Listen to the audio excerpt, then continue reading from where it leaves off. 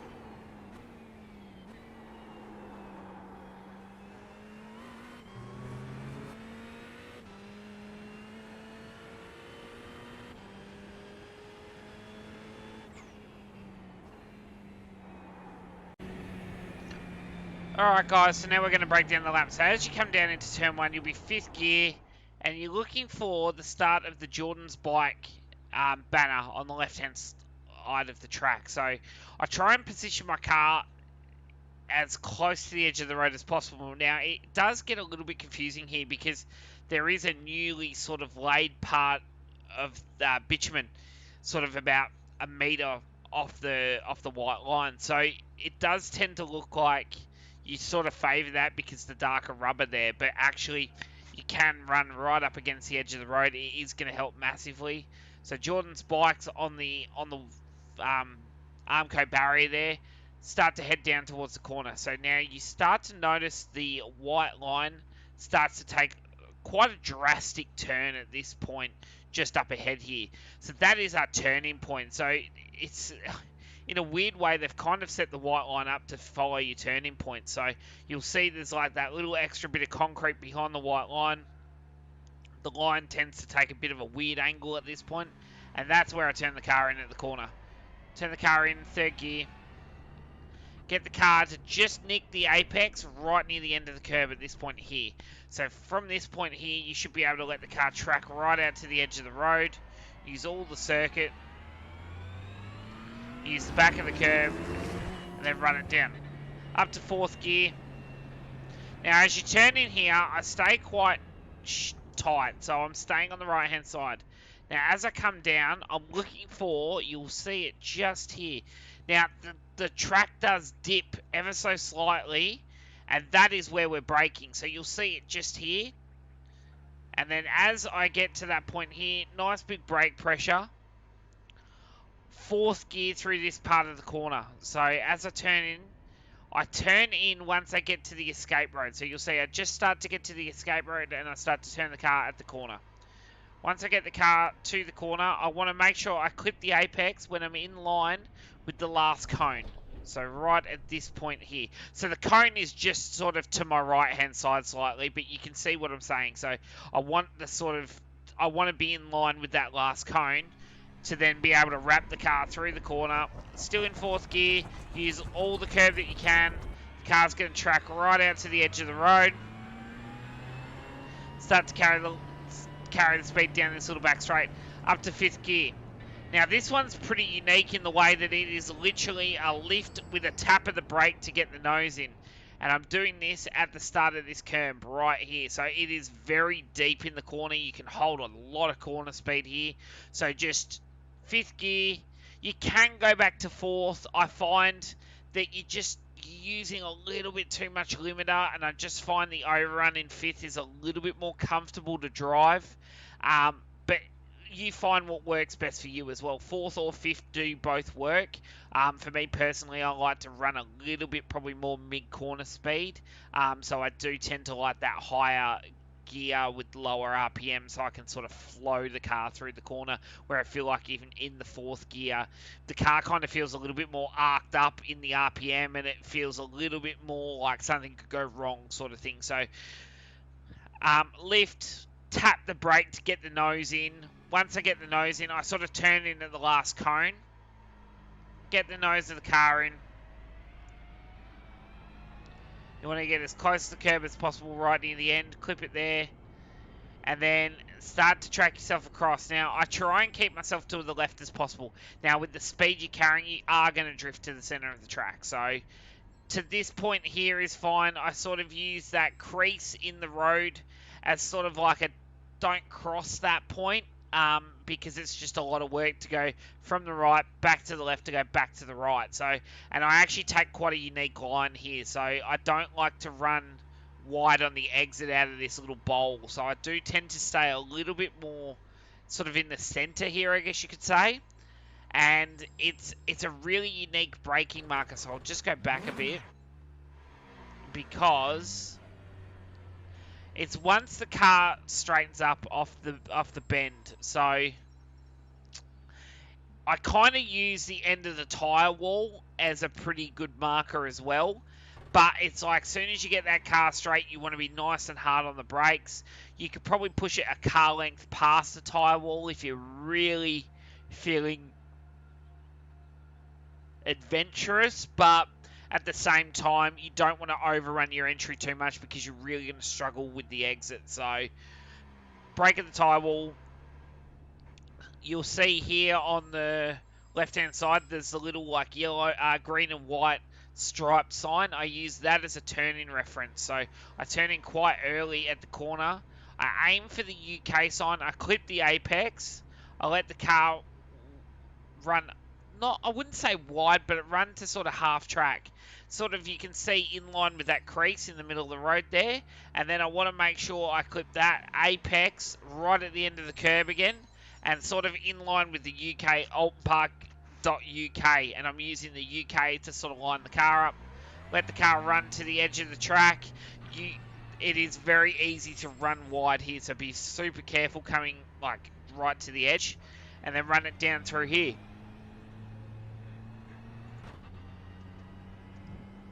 Now, the next challenge, obviously, is coming through this first chicane. And it is quite a challenge, because there's no markers here. Now, I'm using, weirdly enough, about this point here. Now, there's no actual marker to sort of signify what that is, but I'm using sort of the trajectory of the white line, and I feel like this is probably the utmost point where it's sort of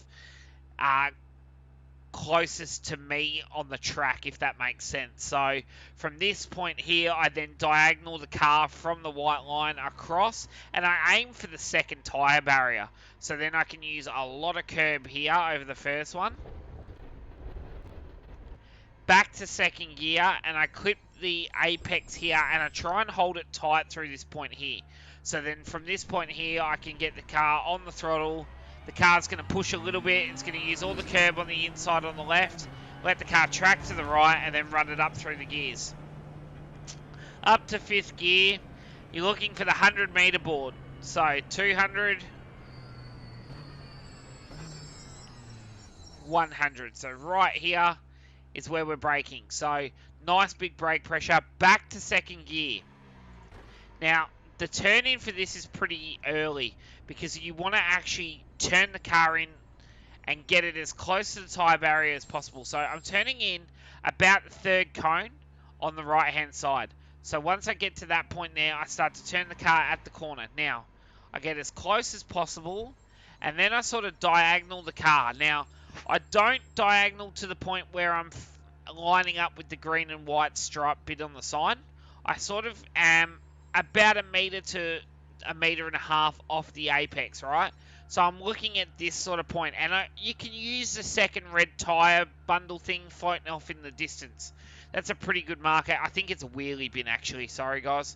But yeah, you can use that second wheelie bin that's furthest away and sort of line up with that. Now, once you get to this point here, where, again, for me, I'm using my my middle monitor to my third monitors, where I'm positioning of the tyre bundle to when I start to turn the car in. So I'm making sure that I have 1 centimeter between the tyre bundle and the bezel on my screen, in the middle monitor. If I can do that, then I can turn the car at the corner. The car's going to get nice and close to the tyre, and as I come off, I'm going to land on the left-hand side of the circuit. This is going to give me the opportunity to open it up. Now, I run it in second. As I lift off the throttle at this point to start to turn the car in, I short shift to third, and then as I start to pick the throttle up, so I'm starting to turn the car in, and then once I start to pick the throttle up, I get back on the curb. The car's going to track right out to the edge of the road, and I'm going to use all the runoff and going to run it up the hill at full throttle.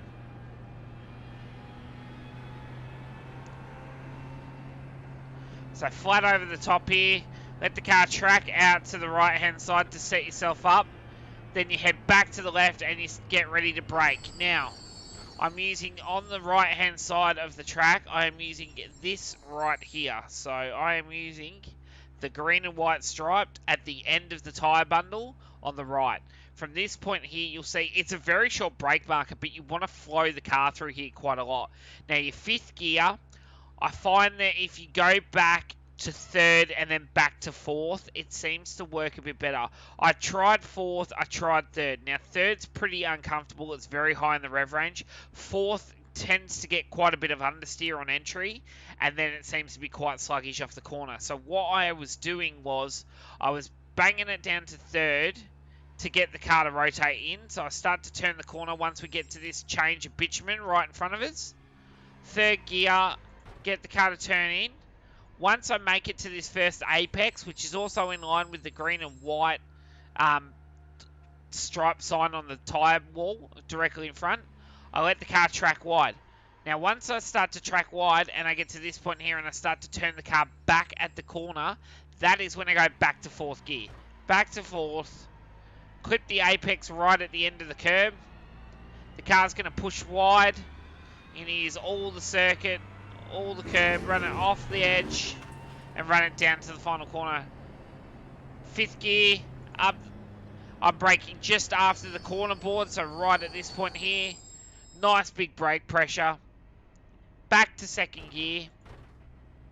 Now, the turn-in for this one's pretty unique, so you'll see there's like this little, like, I don't even know what to call it. It looks like a grape, but it's just added bitumen that's got like a bit of like a, I guess you'd say it's like a corrugated bar or something on the side of the track, which I know it's not. It's probably just like old curbing or something like that. But that is sort of my initial turn in. So I'm turning in right at that point where it starts, so right here. 2nd gear, turn the car in. Now, as I turn the car in, I don't want to hit the apex till I get to the escape road and the end of the curb, so right at this point here. Once I get to this point, I start to pick the throttle up. You see how the road cambers in, but then it flattens out pretty quick, and now it's going to drop downhill, and it actually cambers away. So you need to make sure you're getting nice and close to that apex quite late around the corner, otherwise you're going to get a lot of understeer, and you're going to push wide. So make sure you get to that point, let the car track out to the edge of the curb, up through the gears, cross the line, and there you go, guys. That is your walkthrough lap of Oulton Park International in the Ferrari 488 GT3 for this week's track guide. I hope this has helped you guys. Good luck for week 9's racing, and we will see you next week for week 10. Thanks, guys.